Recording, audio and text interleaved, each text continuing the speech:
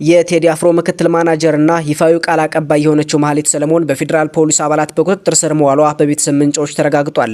ማህሌት ሰለሞን ካረፈችበት አትላስ አካባቢ ከሚገኝ ሆቴል ውስጥ 6 በሚሆኑ የፌዴራል ፖሊስ አባላት መወሰዷን የዓይን እማኞች እና ምንጮች ለዛሀበሻ ገልጸዋል። በትውልድ ኢትዮጵያዊት በዜግነት ደግሞ ኦስትሪያዊት የሆነችው ማህሌት በአርቲስቱ የስራ ማኔጅመንት ውስጥ ትልቅ ሚና ያላት ቁልፍ የቡድን አባል ነች። ከቅርብ ጊዜ ወዲህም የቴዲ አፍሮን አዲስና ሲጠበቅ የነበረው የሙዚቃ አልበም መውጣቱን ተከትሎ ድምፃዊውን በመወከል የተለያዩ ይፋዊ መግለጫዎችንና የስራ እንቅስቃሴዎችን ስታስተባበር ቆይታለች። ሌላኛው የታሰረውና የቴዲ አፍሮ የቅርብ ሰው የሆነው የሱፍ ያሲን በፌዴራል ፖሊሶች በቁጥጥር ስር መዋሉን ከቤተሰብ ምንጮች አገኘሁት ብሎ ዛሀበሻ ዘግቧል። እንደ ቤተሰቡ መረጃ 6 በሚሆኑ የፌዴራል ፖሊስ አባላት የተፈጸመው ይህ ድንገተኛ ዘመቻ በህግ ጥላ ስር ከመዋል ባለፈ ከባድ የሰብአዊ መብት ጥሰት የታየበት ነውም ተብሏል። በተለይም ማህሌት ሰለሞን የኦስትሪያ ዜግነት ያላት የዲፕሎማሲ ከለላ ሊኖራት የሚችል ግለሰብ ሆና ሳለ በዚህ መልክ መታሰሯ መንግስት ዓለም አቀፍ ትችትንም ቢሆን ለመጋፈጥ የቆረጠበት ደረጃ ላይ መድረሱን ያሳያል። በአሁኑ ወቅት በኢትዮጵያ በኪነ ጥበብና በፖለቲካው መስቀለኛ መንገድ ላይ እየታየ ያለው ክስተት ከግለሰቦች እስር ባለፈ በሀገሪቱ ያለውን የዲሞክራሲያዊ ምህዳርና የመንግስትን የህልውና ስጋት ቁልጭ አድርጎ የሚያሳይ ሆኗል። ድምፃዊ ቴዎድሮስ ካሳሁን ቴዲ አፍሮ ለበርካታ አስርተ ዓመታት በዜማዎች የህዝብን ብሶት፣ ተስፋና አንድነት ሲዘምር የቆየ በመሆኑ በመንግስት ዘንድ እንደ ተራ የጥበብ ሰው ሳይሆን እንደ አንድ ትልቅ ተቀናቃኝ የፖለቲካ ኃይል ተደርጎ ነው የሚወሰደው። ከቅርብ የብልጽግና ምንጮች የወጡ መረጃዎች እንደሚያሳዩት መንግስት በቴዲ አፍሮ ላይ ቀጥተኛ እርምጃ መውሰድ ያልቻለው የእስሩ ውጤት ሊያመጣ የሚችለውን ከፍተኛ ህዝባዊ ቁጣ በመፍራት ነው። ድምፃዊው በኢትዮጵያ ወጣቶችና በተለያዩ የህብረተሰብ ክፍሎች ዘንድ ያለውን ጥልቅ ፍቅር እሱን መንካት ለስልጣን ህልውና አስጊ የሆነ የጎዳና ላይ አመፅን በአንድ ጀንበር ሊቀሰቀስ ይችላል የሚለው ስጋት በገዢው ፓርቲ ከፍተኛ አመራሮች ዘንድ ትልቅ አጀንዳ ሆኖ ሰንብቷል። ይህንን ፍርሃት ተከትሎ የተቀየሰው አዲሱ ስልት በአካባቢው ያሉትን በማጥቃት ዋናውን ማዳከም የሚል ይመስላል። የቴዲ አፍሮ የልብ ወዳጅ የሱፍ ያሲን ከቤቱ በኃይል ተደብድቦ በመወሰድና የማናጀሩ ማህሌት ሰለሞን በፌዴራል ፖሊስ በቁጥጥር ስር መዋል ድምፃዊው በስነ ልቦና እንዲሰበርና የደህንነት ስጋት እንዲያድርበት የታቀደ የጭካኔ እርምጃ ነው። ከዚህም ባሻገር መንግስት ድምፃዊውን ከሀገር ለማስወጣት የነደፋቸው ሌሎች ሴራዎች ይበልጥ አደገኛ ናቸው። ለመንግስት ግብር አልከፈልክም በሚል ሰበብ ከድምፃዊው አቅም በላይ የሆነ የገንዘብ ቅጣት በመጣል ንብረቱን የማሽመድመድና በኢኮኖሚ የማክሰር እቅድ መኖሩን ይናገራል።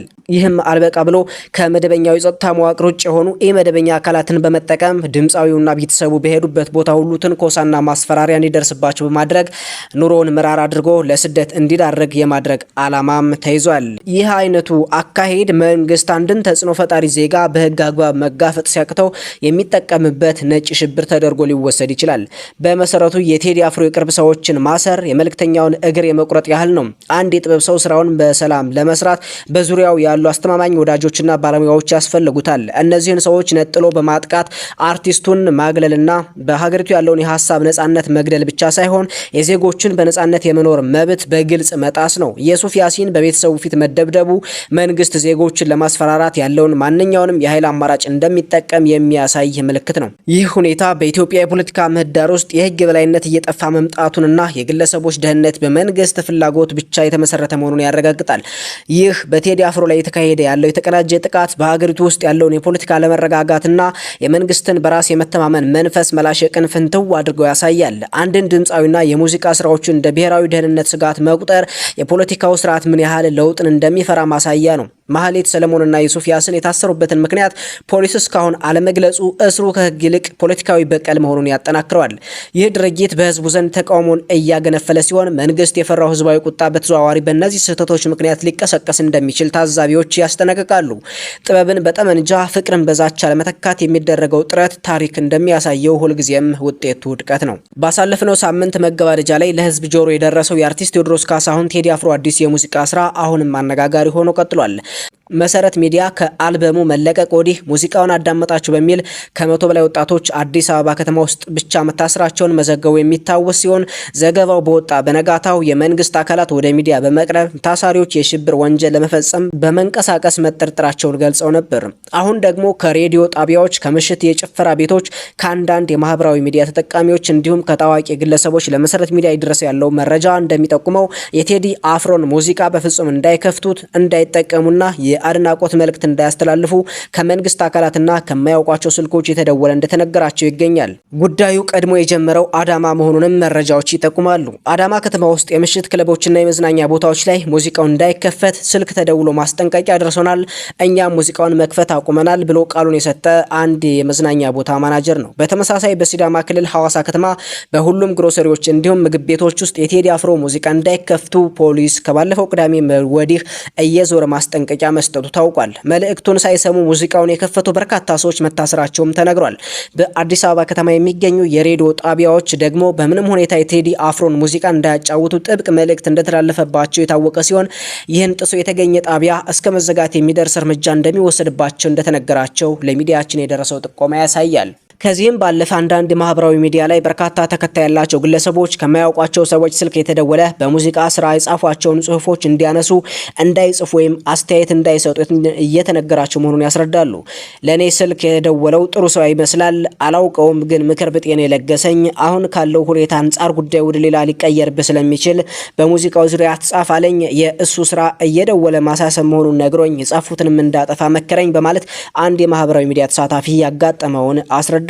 ይህን ተደጋጋሚ ማሳሰቢያና ማስፈራሪያ ተከትሎ አሁን ላይ አንድም የሬዲዮ ጣቢያ የቴዲ አፍሮን ሙዚቃ እያጫወተ እንደሆነ የታወቀ ሲሆን በዜና ሽፋን ደረጃ እንኳን ቀድሞ ስለ አልበሙ መለቀቅ መረጃ አጋርቶ የነበረው ኢትዮጵያ ፕሬስ ድርጅት ዜናውን ማጥፋቱን ተመልክተናል። ይሁንና በዓለም አቀፍ ደረጃ የአርቲስቱ ሙዚቃ በከፍተኛ ደረጃ መሰማቱን ቀጥሏል።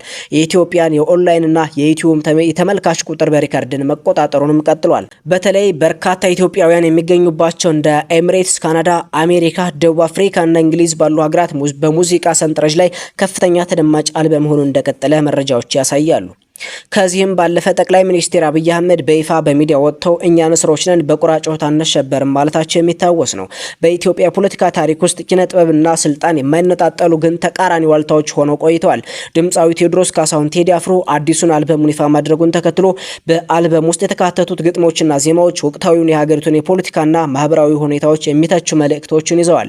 በተለይም ዳስ ጣልና ያዞምባ የአንድነት የሰላምና የፍትህ ጥያቄዎችን የሚያነሱ ስራዎች በመንግስት ደጋፊዎችና ተቃዋሚዎች ዘንድ የተለያዩ ትርጉሞችን ሲሰጡ ቆይተዋል። ከጠቅላይ ሚኒስትር አብይ አህመድ የተሰነዘረው ምላሽ ቁራዎች ይጮሃሉ እኛ ንስሮችንና ወደ ከፍታችን እንበራለን የሚለው ንግግር ጉዳዩን ከመደበኛ የኪነ ጥበብ ወሬ ወደ ጥልቅ ፖለቲካዊ ክርክር አሸጋግሮት አሁን ደግሞ የቴዲ አፍሮ ቁልፍ ሰዎች እየተለቀሙ እየታሰሩ ነው። ይህ አይነቱ የቃላት ምልልስ በህዝብ ዘንድ የተለያዩ ስሜቶችን ፈጥሯል። በፖለቲካ ተንታኞች እይታ የጥበብ ስራዎች የህዝብን ብሶትና ሀሳብ ማንጸባረቂያ መሳሪያዎች ናቸው። ቴዲ አፍሮ በስራዎች የሚሰነዝረው ትችት በብዙዎች ዘንድ የህዝብ ድምጽ ተደርጎ ሲወሰድ፣ የመንግስት ምላሽ ደግሞ ትችቶችን ያለመቀበልና ወደ ጎን የመተው አካሄድ ተደርጎ ተተርጉሟል። ቴዲ አፍሮ ባለፉት 2 አስርት ዓመታት በስራዎች ውስጥ የህዝብን ማህበራዊና ፖለቲካዊ ስሜቶች በማንጸባረቅ ይታወቃል። በአዲሱ አልበም ውስጥ ያሉት ስራዎች በሀገሪቱ ያለውን ጦርነት፣ መፈናቀልና የኢኮኖሚ ውድቀት የሚነኩ መልእክቶችን እንደያዙ ብዙዎች ይናገራሉ። ለዛሬው የነበረን መረጃ ይህንን ይመስላል። እናንተም ሀሳብ አስተያየታችሁን ኮሜንት ሴክሽን ላይ አስቀምጡልን። ሰብስክራይብ ማድረግ እንዳይረሳ። ሰናይ ጊዜ